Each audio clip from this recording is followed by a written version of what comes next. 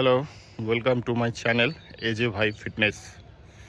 তোমরা যারা ডাব্লিউপি মাঠ দেবে, তোমাদের জন্য কয়েকটি টিপস।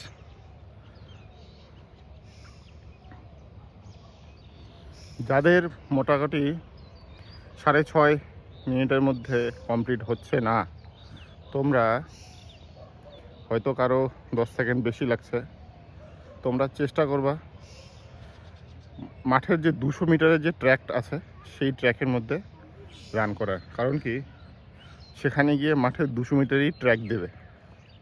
তো সুতরাং তোমরা চেষ্টা করবে 200 মিটার ট্র্যাকে রান করার। সপ্তাহে তোমরা 3 দিন করো, মনে করো একদিন বাদ দিয়ে সপ্তাহে 3 দিন করে করো, তাহলেই আশা করি তোমাদের সেই টাইমিংটা তোমরা অ্যাডজাস্ট করতে পারবে।